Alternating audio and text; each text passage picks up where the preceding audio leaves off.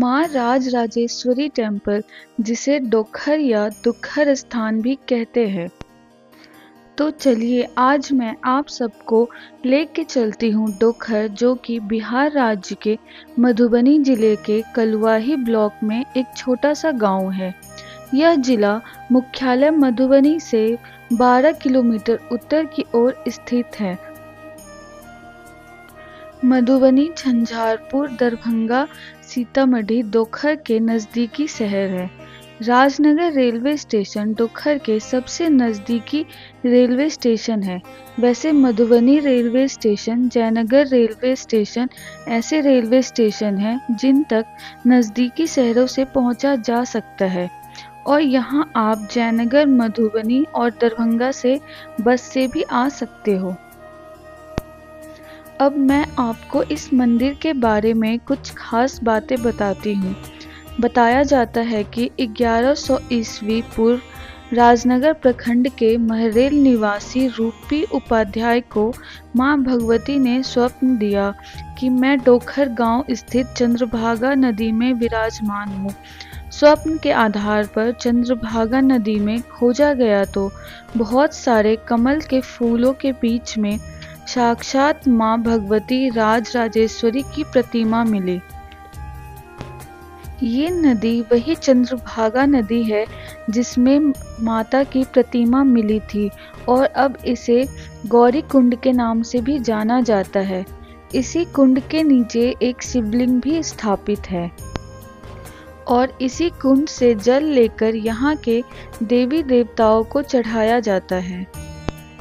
माना जाता है कि मंदिर का गर्भगृह जमीन से 10 फीट नीचे है, जिसके पीछे भी एक कहानी है।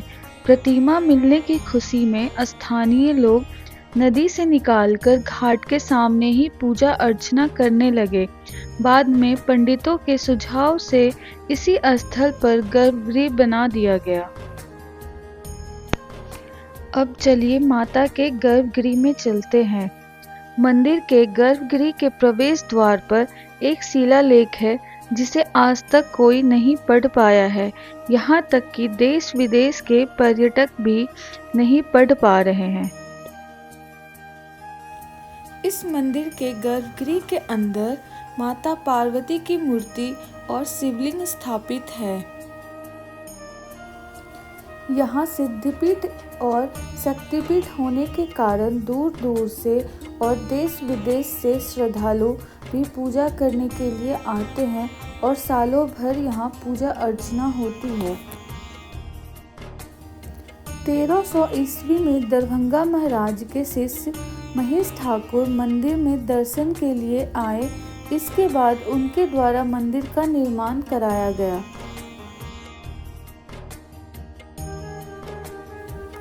इस मंदिर परिसर में माता राजेश्वरी और भगवान शिव के अलावा यहाँ कई देवी देवताओं की प्रतिमा स्थापित है। मंदिर के चारों ओर का दृश्य काफी सुंदर है।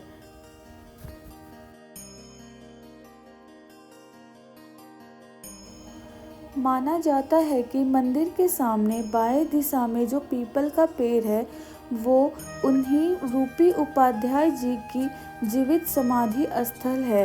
वर्तमान में उन्हीं के वंशज जो अपने नाम में भारतीय उपयोग करते हैं यहाँ की व्यवस्था संभालते हैं।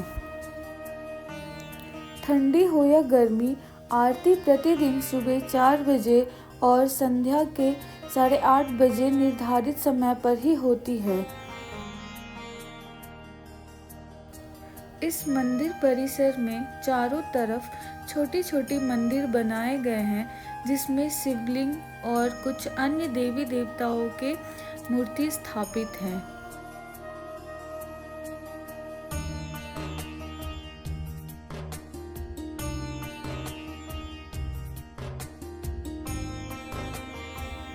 इस शक्तिपीठ में प्रतिदिन भक्तों की भीड़ देखने को मिलती है, पर शिवरात्रि और शारदीय नवरात्र में यहाँ भारी भीड़ होती है।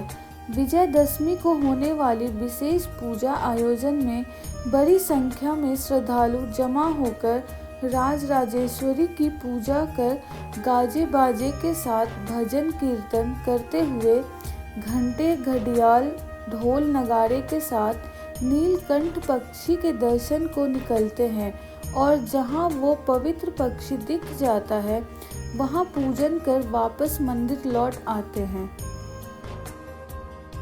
यहाँ माता की और शिव जी की आरती 4 बजे सुबह में होती है। उसके बाद 2 बजे माता का श्रृंगार होता है और फिर उसके बाद 1 घंटे तक पट को बंद कर दिया जाता है और फिर 3 बजे से लेकर 9 बजे तक माता के दर्शन आप कर सकते हैं। डोखर मंदिर में उपनयन, मुंडन, शादी विवाह, बलि प्रदान, रुद्राभिषेक सब कुछ होता है। डोखर मंदिर का नाम पहले दुखहर था, लेकिन अंग्रेज के टाइम में दुखहर स्थान के नाम को बदलकर डोखर स्थान रख दिया गया। मंदिर के नाम दुखहर से भी आप समझ सकते हैं कि इस मंदिर की कितनी मान्यता होगी। यहाँ श्रद्धा और विश्वास के साथ जो भी आप माता और शिव जी से मांगेंगे, आपकी सारी मनोकामनाएं पूरी होगी। मंदिर के बाहर ऐसी बहुत सारी दुकानें लगी है जहाँ से आप बच्चों के लिए खिलौने और अपने रिश्तेदारों के लिए चूड़ियाँ, लहठी, बिंदी, सिंदूर ले सकते हैं। तो दोस्तों, आपको मेरी ये वीडियो कैसी लगी कमेंट सेक्शन में ज़रूर बताना और मेरे इस वीडियो को लाइक करना मत भूलना और मेरे चैनल को प्लीज़ सब्सक्राइब ज़रूर कर देना जिन लोगों ने भी अभी तक नहीं किया है।